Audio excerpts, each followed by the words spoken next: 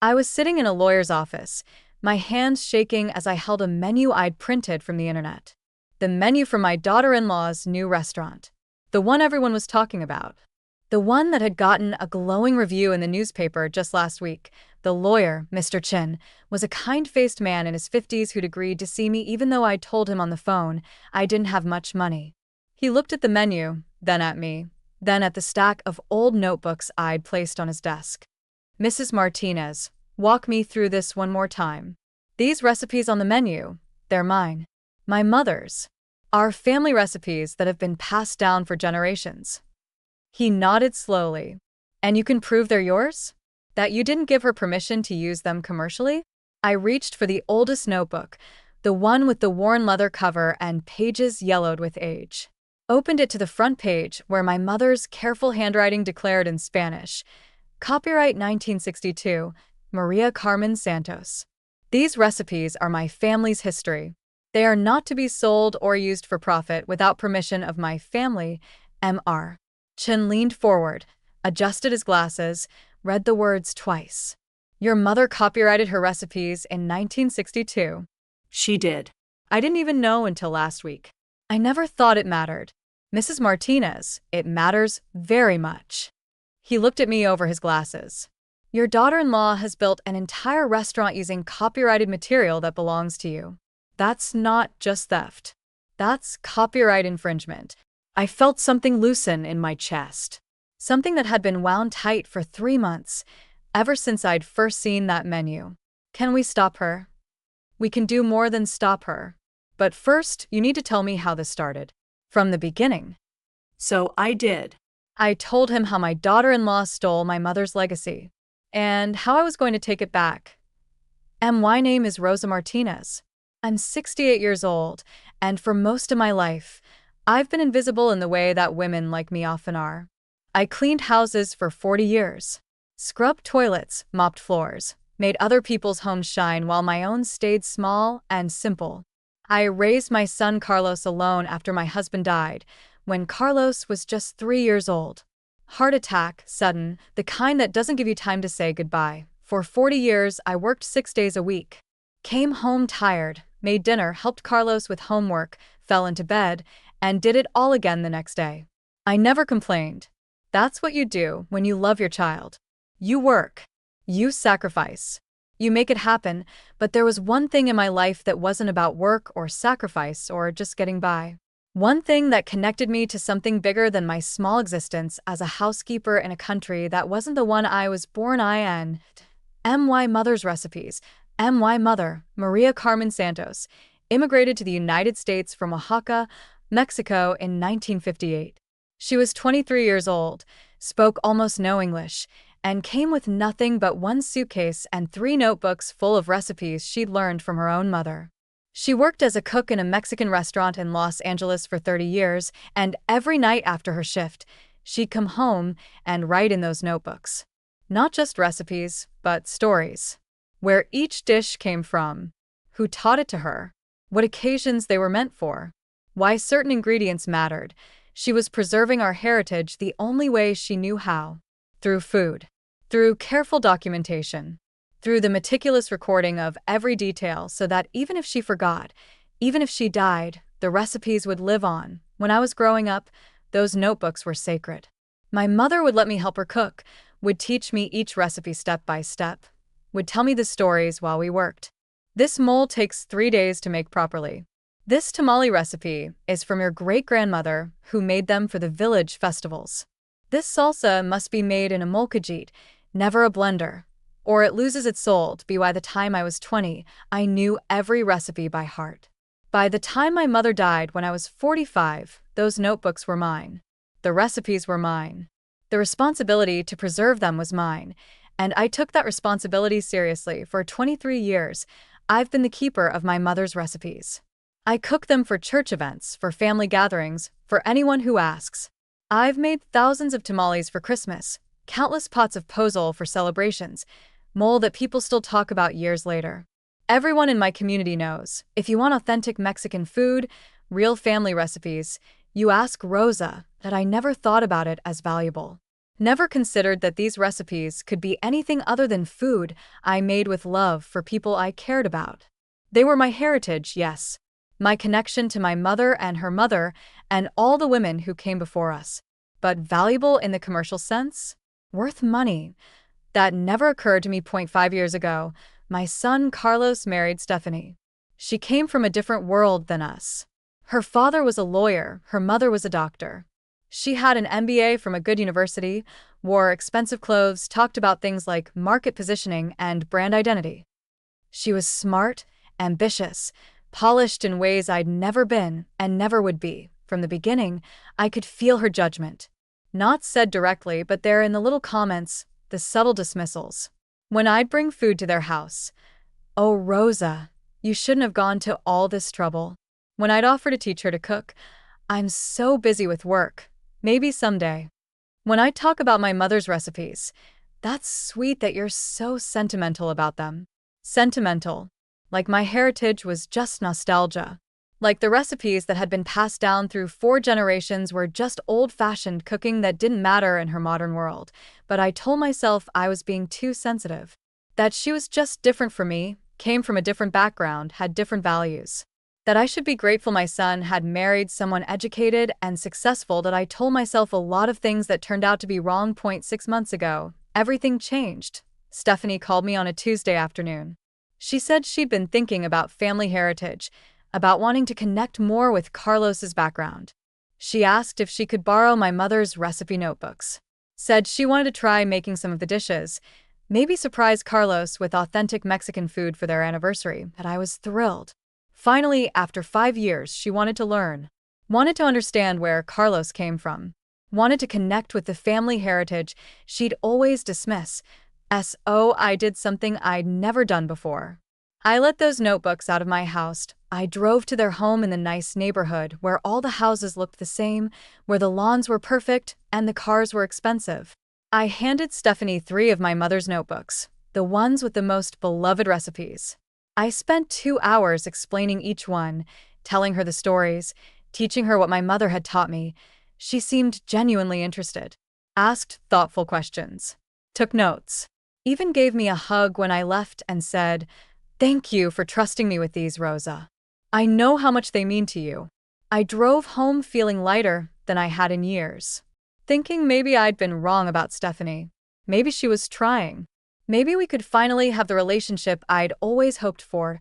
I didn't see her or those notebooks again for 3 months, and when I did, everything I thought I knew about my daughter-in-law, about my son, about the value of what I'd been protecting all these years, shattered completely. 3 months after I'd given Stephanie the notebooks, Carlos called me on a Sunday morning. His voice had that excited quality it used to have when he was a boy and something good had happened at school. "Mom, Stephanie has some exciting news. She's opening a restaurant." I was making coffee, the phone wedged between my shoulder and ear. I almost dropped the pot. "A restaurant? Stephanie." "I know, it's surprising. She's been working on it for months. It's a Mexican restaurant. She's calling it Alma Moderna, Modern Soul. Isn't that great?" Something cold settled in my stomach. A Mexican restaurant. Months of planning. Right after borrowing my mother's notebooks. What kind of Mexican food? I tried to keep my voice casual. Traditional dishes, but with a modern twist. She's been working with a chef, testing recipes, figuring out the menu. The soft opening is next weekend. Will she use our family recipes? There was a pause. Just a beat, but I heard it. Some of them inspired her. Yeah.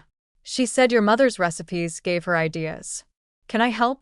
I could teach her. I could work in the kitchen. I could. Mom. His voice changed. Became gentle in that way. That meant he was about to disappoint me. She's got it handled. This is serious business. She's hired a professional chef. She's got investors. It's not like cooking for church potlucks. The word stung, but I swallowed it. Of course. I understand. When can I come see it? We'll let you know.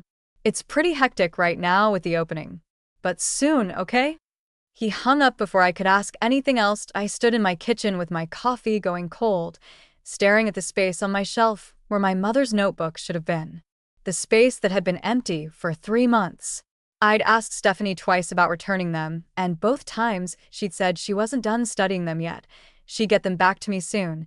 Now I understood why I called Maria, my best friend since we were both young mothers struggling to raise our kids alone. Maria had been there through everything: my husband's death, the hard years when I was working 3 jobs, Carlos's graduation, his wedding. She was the one person who understood. Maria, I need you to do something for me. Anything, Mija. What's wrong? Carlos says Stephanie is opening a Mexican restaurant. I need you to go. I need you to see the menu. I need you to tell me if I'm being paranoid or if something's very wrong. Maria went to the soft opening the following Saturday. I waited at home, unable to eat, unable to concentrate on anything. My phone rang at 9 that night. Rosa, sit down. Just tell me. Sit down. Saturday. Every dish on that menu is yours. Your mother's pozole. Your 3 types of mole. Your tamales. Your salsa verde. Even your champurrado recipe that you only make at Christmas. Everything. And Rosa, she's charging $28 for a plate of mole, $18 for 3 tamales. The menu says these are traditional family recipes passed down through generations. My hands started shaking. Does it mention me? Does it say where the recipes came from? No. There's a story in the menu about how these recipes represent authentic Mexican heritage, how they've been perfected over generations. But your name isn't mentioned. Your mother's name isn't mentioned. She makes it sound like they're her family recipes. But her family is Irish. Her grandmother was from Boston. I know. Rosa, I took photos of the menu. I'm texting them to you now. My phone buzzed. I opened the images with trembling fingers. Signature mole poblano, $28. 3-day traditional preparation using methods passed down through generations. Grandmother's tamales, $18 for 3. Hand-rolled using time-honored family techniques. Traditional pozole rojo, $24. A recipe perfected over decades of family gatherings. Abuela's salsa verde, $8. Made fresh daily in a traditional molcajit. Every single dish was my mother's. Every single description made it sound like Stephanie's heritage. And my mother's signature champurrado, the chocolate drink she only made for special occasions, was listed as a specialty dessert beverage for $12. I sat on my kitchen floor with my phone in my hand, and I felt something break inside me. Not my heart exactly. Something deeper. Some fundamental belief that family meant something. That trust meant something. That the things we passed down to our children would be treated with respect. That I called Carlos. He didn't answer. I called again. And again. Finally, on the 4th try, he picked up. Mom, I'm at the restaurant. What's wrong? I need you to come to my house. Right now. I can't, we're slammed. The opening is going great. We've got a waiting list. Carlos. Come to my house. Now. Or I'm coming there. Something in my voice must have gotten through, because he went quiet. Then, give me an hour. He showed up 90 minutes later, still wearing the button-down shirt he wore when he wanted to look professional. He walked into my kitchen and saw me sitting at the table with Maria, the printed menu spread out in front of us, my mother's old notebooks stacked beside it. Mom, what's this about? I slid the menu across to him. These are my mother's recipes. Every single dish on this menu is hers. Mine. Our family's. He glanced at the menu, then back at me. So? Stephanie used some of your recipes. You gave them to her. I gave them to her to try. To cook at home. To learn about her husband's heritage. I didn't give her permission to sell them. To build a business on them. To claim them as hers. She didn't claim them as hers. The menu just says they're traditional family recipes. Carlos, whose family? Her grandmother was from Boston. These recipes are Mexican. They're ours. And she's charging $28 for mole that took my mother 3 days to perfect. He ran his hand through his hair, a gesture I recognized from when he was young, and didn't want to admit he was wrong. Mom, they're just recipes. They're just Mexican food. No one owns Mexican food. These aren't just Mexican food. These are specific recipes. Your grandmother's recipes. With her specific methods, her specific ingredients, her specific way of making them. I gave them to Stephanie, and she's using them to make money without even mentioning where they came from. Maybe because she's improved them, made them work for a restaurant, made them actually valuable. The words hung in the air. Made them actually valuable. Like they weren't valuable before. Like my mother's lifetime of work, my decades of preservation, meant nothing until Stephanie decided to sell them. Get out. Mom. Get out of my house. He left. The door closed behind him, and I sat there with Maria, staring at the menu that had stolen my heritage and put a price tag on it. What are you going to do? Maria asked quietly, and I looked at my mother's notebooks, at her careful handwriting, at the copyright notice I'd never paid attention to before. I'm going to get them back. I spent the next 3 days doing something I'd never done in my life. Research. Real, determined, investigative research. I sat at my kitchen table with my mother's notebooks spread out in front of me, and I read every page. Not just the recipes, but the margins, the notes, the dates, the letters tucked between pages that I'd always assumed were just sentimental keepsakes. And the oldest notebook, the one with the cracked leather cover, I found a letter dated 1968. It was from a publishing company in New York. They'd somehow heard about my mother's recipes and wanted to buy them for a cookbook they were planning. They offered her $5,000, which in 1968 was real money. My mother had declined.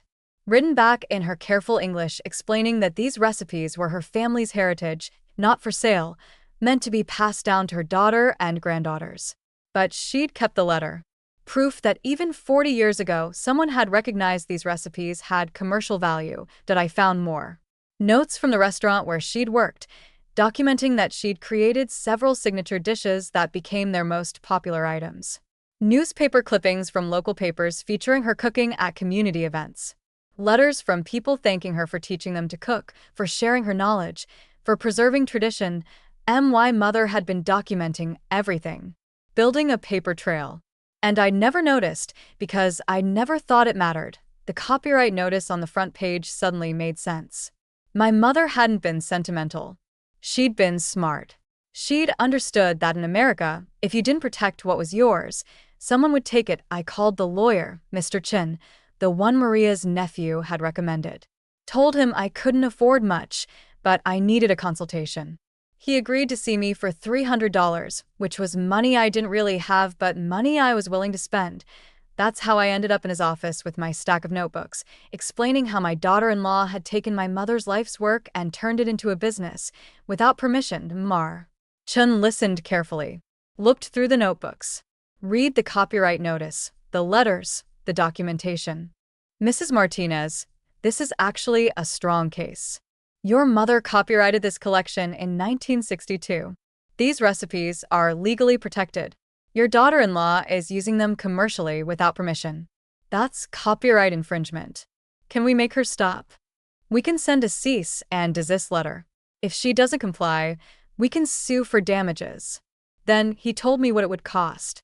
Thousands of dollars for the cease and desist. Tens of thousands if it went to court. Money I absolutely did not have. I thanked him, left his office, sat in my car in the parking lot, and cried. Because I was right. I had proof, I had the law on my side, but none of it mattered if I couldn't afford to fight. That's when Maria called. Rosa, can you come to the church? Father Miguel wants to talk to you. I drove there confused, exhausted, defeated. Walked into Father Miguel's office and found him sitting with 5 women from the church council. Women I'd known for decades. Women whose families I'd fed at countless gatherings. Father Miguel smiled at me gently.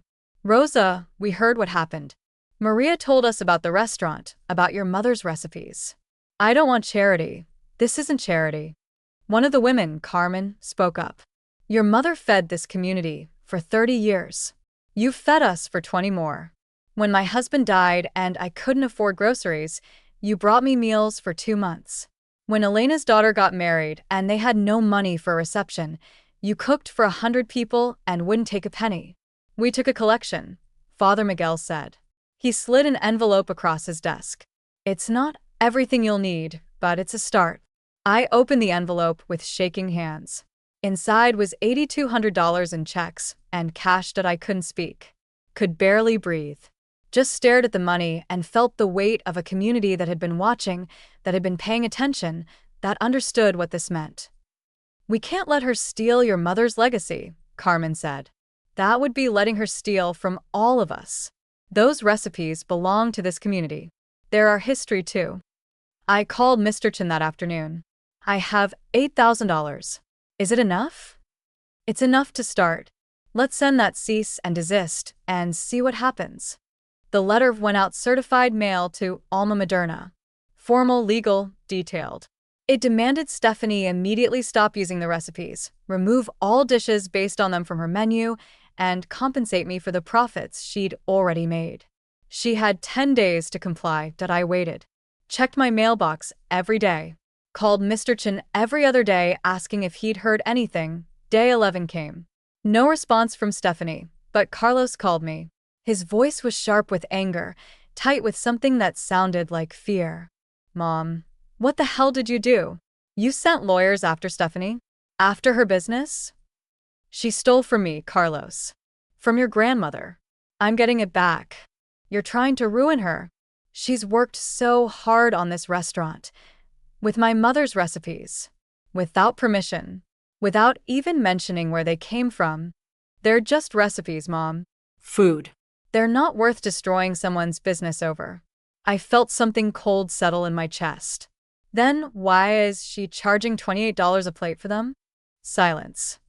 "Carlos, if they're worthless, like you say, tell Stephanie to take them off the menu. Create her own recipes. Build her own business on her own work. You're being unreasonable. Jealous. You can't stand that she's successful and you're just what? Just a cleaning lady? Just your mother? Just the woman who kept your grandmother's legacy alive while you forgot where you came from." He hung up on me. I sat with the phone in my hand and realized I might win the legal battle but lose my son completely, and I decided I was okay with that because some things matter more than keeping the peace. 2 days after Carlos hung up on me, I got a phone call from a number I didn't recognize. I almost didn't answer, but something made me pick up. "Mrs. Martinez? My name is Diana Reyes. I'm a food journalist. I write for the regional paper and several culinary magazines." My stomach dropped. I didn't know if this was good or bad, but I knew it was something. "Yes. I ate at Alma Materna last week. The mole poblano was extraordinary. Exactly, and I mean exactly, like my abuela used to make in Puebla. Same depth, same complexity, same soul. It was so specific that it stopped me mid-bite. I didn't say anything, just waited. So I did some research. Found out the chef and owner, Stephanie Harris, is not Latina. Found out her family background is Irish-American. Found out her grandmother, the abuela mentioned in the menu story, was from Boston and died when Stephanie was 5 years old. The story doesn't add up, Mrs. Martinez. No. It doesn't. Would you be willing to talk to me? On the record, I thought about Carlos. About how this would hurt him. About how going public would make everything worse between us, would maybe destroy what little relationship we had left. Then I thought about my mother. About her sitting at her kitchen table in 1962, carefully writing that copyright notice because she understood that in this country, you had to protect what was yours. About her spending 30 years documenting recipes not because she was obsessive, but because she was smart. Yes. I'll talk to you. Diana came to my house that afternoon. She was in her early 40s, professional but warm, and she sat at my kitchen table for 3 hours. I showed her everything. The notebooks with my mother's handwriting. The copyright notice from 1962. The letter from the publishing company. The documentation spanning 6 decades. The photos of my mother cooking, teaching, preserving. I showed her the menu from Alma Materna, placed it next to my mother's original recipes, let her see how identical they were. Not inspired by, not adapted from. Identical. I told her about giving the notebooks to Stephanie, about trusting her, about believing she wanted to learn her husband's heritage, about the restaurant opening without my knowledge, about dishes selling for $28 when I'd been making them for free for 40 years, because that's what you do with family recipes. You share them with love, not sell them for profit. Diana took photos of everything. Asked careful questions. recorded our conversation with my permission. Then she asked the question I'd been dreading. Mrs. Martinez, why are you speaking up now? Why not just let this go? I looked at my mother's notebooks, at her careful handwriting, at the copyright notice she'd had the foresight to include. Because my mother spent her whole life making sure these recipes wouldn't disappear. She came to this country with nothing and she documented everything because she knew that immigrant stories get erased if we don't fight to preserve them. She made sure I understood that these recipes aren't just food. They're history, their identity. They're proof that we were here, that we mattered, that we had something worth passing down. My voice cracked, but I kept going. If I let Stephanie take this, if I let her profit from my mother's life's work while erasing where it came from, then I'm erasing my mother. I'm saying my heritage doesn't matter. I'm teaching my son that it's okay to forget where you came from as long as someone's making money. And I can't do that. I won't. Diana published the article 5 days later. The headline was simple, direct. Local restaurant built on stolen heritage. The truth behind Alma Materna's family recipes. The article was devastating in its thoroughness. Diana had fact-checked everything, verified the timeline, confirmed that Stephanie had no Mexican heritage, no grandmother who'd taught her these recipes, no family connection to this food whatsoever. She'd included photos of my mother's original notebooks next to Alma Materna's menu, showing them side by side so readers could see the theft for themselves. She'd interviewed people from my church, from the community, who testified that these were Rosa Martinez's recipes, Rosa's mother's recipes, known and loved for decades. She'd gotten a statement from a copyright lawyer explaining that yes, these recipes were legally protected, and yes, this appeared to be clear infringement, and she'd included Stephanie's response because she'd reached out for comment. Stephanie had sent a written statement through her lawyer claiming she'd adapted and elevated traditional Mexican recipes using classical technique, and that inspiration from family friends doesn't constitute theft. The article went viral within hours. By that evening, my phone was ringing constantly. News outlets wanting interviews. Supporters calling to express outrage. Other food writers who'd praised Alma Materna now reaching out to apologize, to retract, to say they'd been misled. Social media exploded. People shared the article with comments like, "This is cultural appropriation at its worst," and "She literally stole from her own mother-in-law," and "Imagine stealing someone's heritage and charging $28 for it." The restaurant's Yelp page was flooded with one-star reviews. Its Instagram was bombarded with comments. Food bloggers who'd given glowing reviews were posting follow-ups with titles like, "I got it wrong about Alma Materna," and "When a great meal has an ugly truth behind it."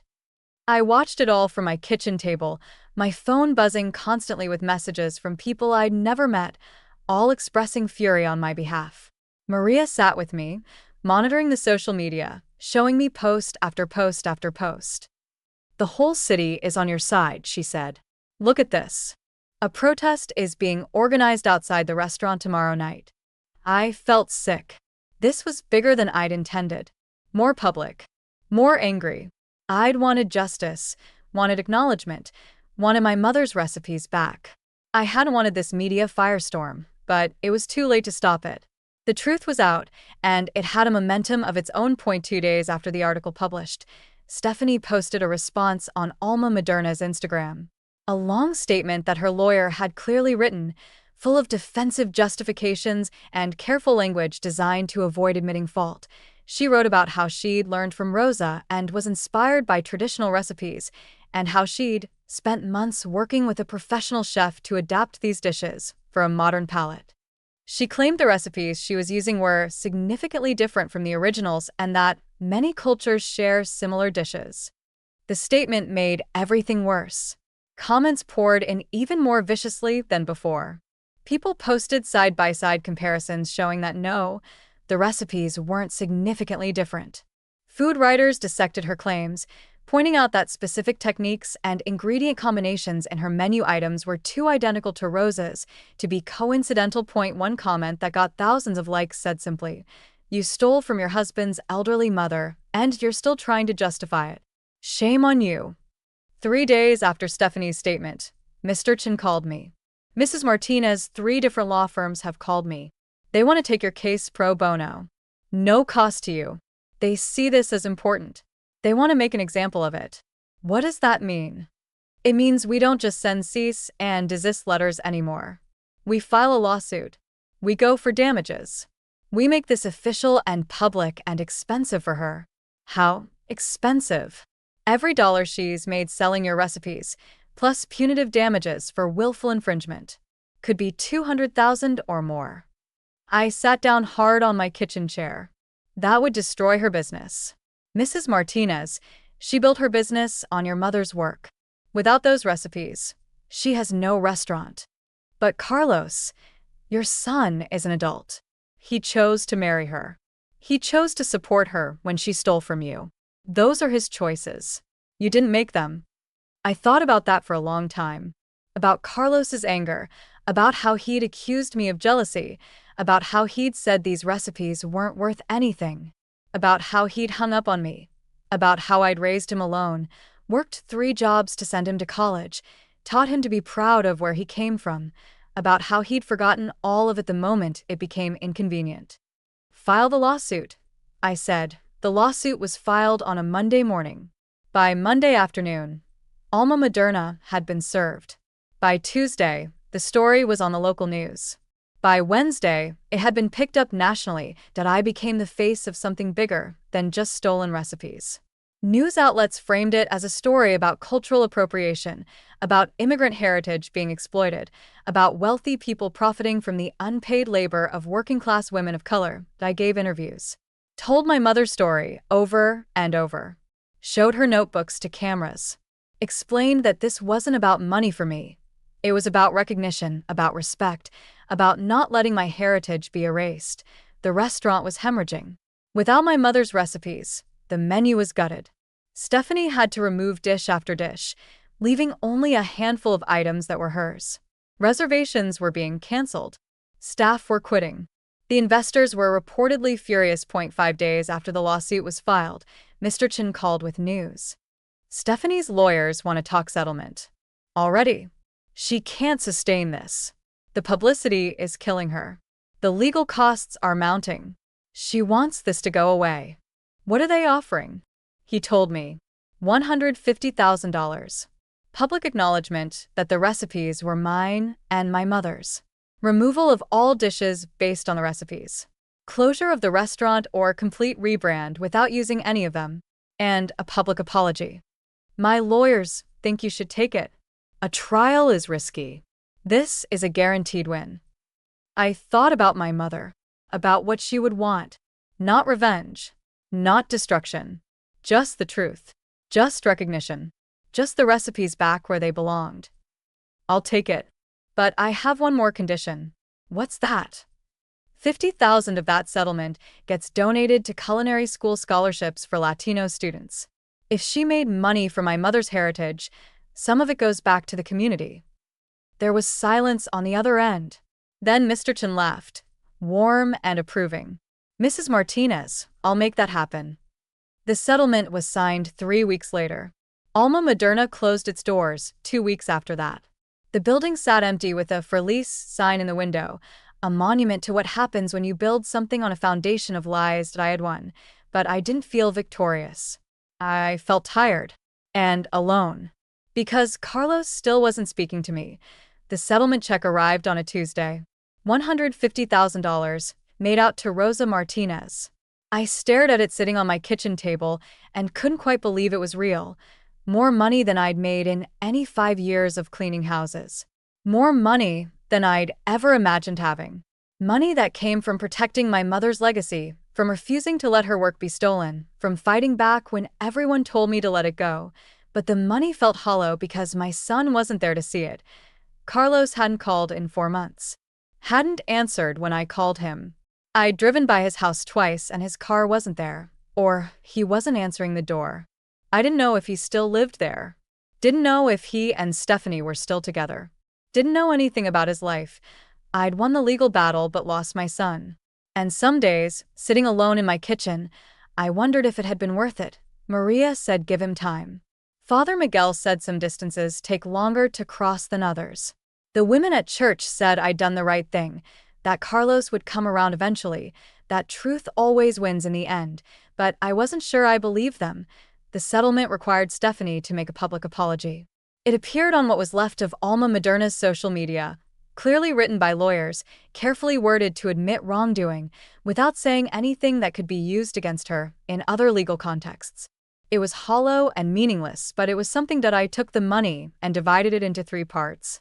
50,000 into savings for security, for the first time in my life having a cushion that meant I didn't have to be afraid of car repairs or medical bills or emergencies. 50,000 to the Culinary Scholarship Fund, matching Stephanie's required donation, making sure $100,000 went to help young students learn to cook, learn to build businesses, learn to honor their heritage while making a living from it. And 50,000 to publish my mother's cookbook, not for profit. I didn't want to make money from her recipes the way Stephanie had tried to. I wanted to preserve them, share them, make sure they'd never be lost or stolen again. I hired a good editor, a beautiful designer, a photographer who understood how to make food look the way it tasted, full of love and history and meaning. The book was called Recipes of Maria Carmen Santos, A Mexican Mother's Heritage. Every recipe included the story behind it, the history, the proper techniques. I sold it at cost through a small publisher, with all proceeds going to the church food bank. IT became a local bestseller. People bought it not just for the recipes, but for the story, for my mother's story, for the reminder that immigrant women's work matters, that our heritage has value, that the food we make in our kitchens is worth preserving. I started teaching cooking classes at the community center. Saturday mornings, 20 students of all ages and backgrounds, learning to make tamales and mole and pozole the way my mother had taught me.